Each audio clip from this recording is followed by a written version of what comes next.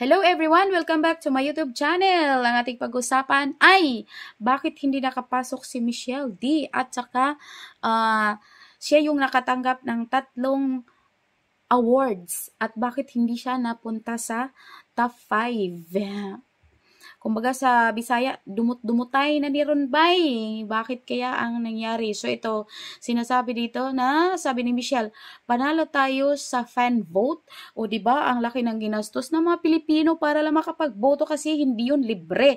At ang isinukli sa atin ay hindi pa nakapunta ng hindi napasok sa top 5 si Michelle or napasok pa siya sa top 5 ay dinaya. Pero sabi naman ng may-ari ng Miss Universe ay mag-move on na daw ang Pilipinas at saka Thailand. So hindi lang ang Pilipinas ang mag-move on kundi pati ang Thailand kasi ang Thailand ay hindi din sila nanalo kahit sila pa ang may-ari, o di ba? First runner up, pero okay pa rin 'yun kaysa hindi nakapasok. Pero ang importante sa atin ay si Michelle D ang nakatanggap ng 3 major awards at siya talaga yung pinili ng mga CEO or yung mamay-ari sa mga awards na yan sa mga kumpanya na sponsors ng Miss Universe. So sabi dito ni Michelle D, panalo tayo sa fan vote, 3, Spirit of the Carnival Award, and then Voice for Change. So, yung pinaka-importante siguro sa 3, ang pinaka-importante ay Voice for Change kasi yun ang kanyang advocacy. So, grabe, no? Bakit talaga siya hindi natanggap? Bakit? Okay. Hindi man nasungkit ang corona sa katatapos na Miss Universe 2023, may 3 special awards na iuuwi si Michelle D. Hindi pa siya uuwi kasi andun siya ngayon sa Mexico. At this time, anong oras na ba? 11:39 ng gabi ay naka-live yung kasama ni Antonia na Thailand. Live sila ngayon. So, mapapanood niyan. Bukod sa isa sa 3 gold winners sa Voice for Change competition, iuuwi ni Michelle ang Spirit of Carnival Award mula sa pageant sponsor na Carnival Cruises. Gayon din ang Miss Universe fan vote, 'di ba? Napakataas yung kanyang boto, 'di ba? Automatic pag nagboto ka, napapasok ka sa mga ganyan. Bakit hindi siya nakapasok? Kaya nga alams na, sabi niya yan. Sinabi rin ni Michelle na ang Voice for Change ay tinuturing niyang pinakamahalaga kahit hindi na nakuha yung corona, 3 naman. So isa dito. So 3 niya unified award, Trinity. Okay. Bit-bit ni Michelle sa kanyang laban sa Miss Universe nitong nakaraang linggo ang advokasya para sa autism awareness dahil na rin sa kanyang 2 kapatid. Kasama ni Michelle bilang gold medalist sa Voice for Change competition ang Miss Angola at Miss Puerto Rico. Pero si Miss Puerto Rico ay nakapasok siya sa top 5, no? Nabigo si Michelle na makapasok sa top 5 ng competition. Sa kabila dito, inihayag sa social media ng kanyang beauty queen sisters na sina Miss Universe 2015 Pia Wurtzbach at Miss Universe 2018 Catriona Gray na proud ito sa kanya. Okay. Nagwaging Miss Universe 2023 ang pambato ng Nicaragua na si Shines Palacios. So, hindi natin alam kasi nga may mga judges. Ang mga judges ang siyang talagang kumbaga magbuot kang kisay magdaog. Ayan, nagbisaya na ako, pinagbigyan kita. O, see, dito, marami talaga hindi nakapaniwala ito. Ang sabi ng isang commentator, I really can't move on. They're looking for a transformation leader who will represent the organization, and they knew Michelle D has it. She even bagged 3 major awards, which is a manifestation that she must be in the top 5. No wonder Paula resigned as Miss U President. Ganun ba? So, yun ba ang reason? Gagawa natin ng reaction yan kung talagang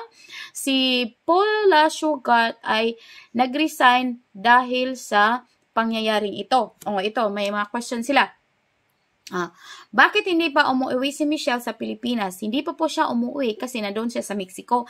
Isinama siya doon para mag-promote ng susunod na Miss Universe. At saka, si Michelle ay, kahit hindi siya nanalo, kahit hindi siya nakapasok sa top 5, ay nanalo naman siya ng 3 mga awards. At syempre, dahil winner din siya, kaya isinali siya doon dahil i-introduce siya na ito si Michelle D nanalo ng Voice for Change Gold Spirit of Carnival Award at saka fan vote winner. Yun.